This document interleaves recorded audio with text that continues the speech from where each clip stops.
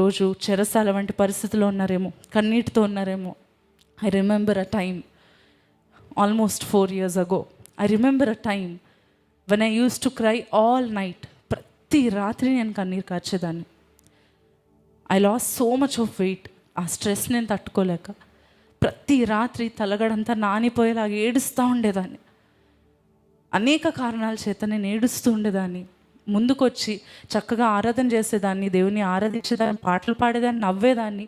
But I know the pain I went through, I know the stress I went through. అనేకమైన మాటలు, నిందలు నేను పడుతున్నప్పుడు భయంకరంగా కన్నీరు కారుస్తూ, ప్రభువా నా జీవితంలో ఎందుకు ఇది అనుమతించావు? ఆ సమయంలో ఇవన్నీ గుర్తురావండి. యోసేపు గుర్తురాడు, ఇవేం గుర్తురావు, మన కష్టాలే గుర్తొస్తాయి. అంతే కదా. ఆ సమయంలో అబ్రహాంకి అలా చేశాడు, యోసేపుకి అలా చేశాడని ఏం గుర్తురాదు. మన బాధ మనకి ఎక్కువ కదా. అలా దుఃఖంతో ఏడ్చి ఏడ్చి ఏడ్చి నా ఆరోగ్యం కూడా పాడైపోయినంతగా నేను ఏడ్చేదాన్ని. ఈరోజు ఆ నిందలన్నిటికీ బదులుగా నన్ను ప్రేమించే, నన్ను పట్టించుకొని నాతో పాటు దేవుని సేవించే గొప్ప భర్తను దేవుడు నాకు ఇచ్చి, ఈ సంతోషాన్ని దేవుడు నాకు ఇచ్చాడు. నాకు ఈ ఫ్యామిలీని ఇచ్చి దేవుడు సంతోషాన్ని ఇచ్చాడు. ఆ reward for what I went through.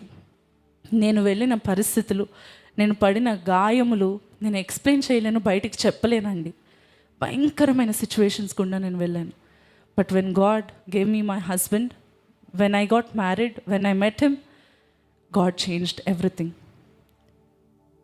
Not that నా పేరెంట్స్ సపోర్ట్ చేయలేదని కాదు, వాళ్ళు కూడా నాతో పాటు ఆ స్ట్రెస్ గుండా వెళ్తూ ఉండేవారు. కొన్ని కష్టాలు గుండా వాళ్ళు కూడా భరిస్తూ ఉండేవారు. కుటుంబం అంతా కూడా కన్నీరు కారుస్తూ ఉండేవాళ్ళం. కొన్నిసార్లు ఇంటికి ఎవరు వచ్చి ఆదరించలేని పరిస్థితి. లాక్డౌన్ సమయం అది.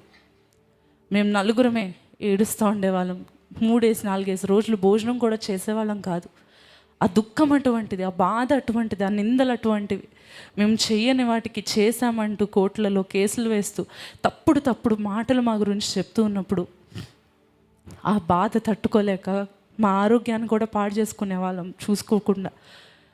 ఆ దుఃఖం నుంచి దేవుడు నాకు సంతోషకరమైన జీవితం దేవుడు నాకు ఇచ్చాడు. నా తల్లిదండ్రుల సంఘాన్ని ఇంకా అధికముగా దేవుడు దీవించాడు. హల్లెలూయా. ఆ ఒత్తిడి మాకు మేలైంది.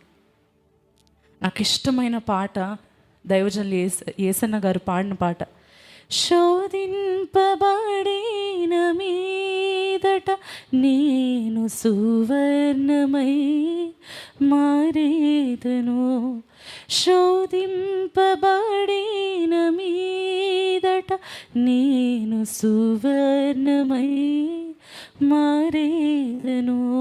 దేవుని వాక్యం చెప్తా ఉంది. భక్తుడు అంటున్నాడు, నేను వెళ్ళే మార్గము నా దేవునికే తెలుసు, శోధించబడిన మీదట నేను సువర్ణమై మారేదను.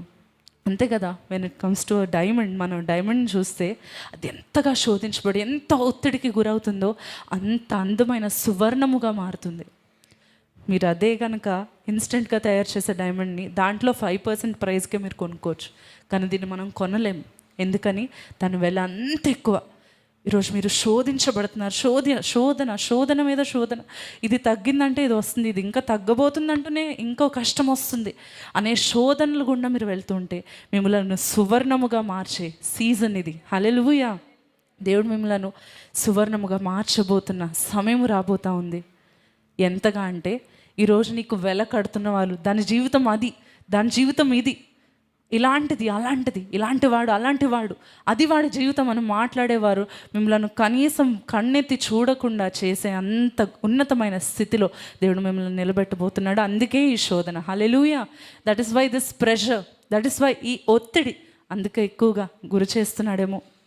మిమ్మల్ని చూసి ముఖాలు తిప్పుకునే బంధువులు ఉన్నారేమో, మిమ్మల్ని చూసి వికారంగా ముఖం పెట్టుకునే బంధువులు ఉన్నారేమో.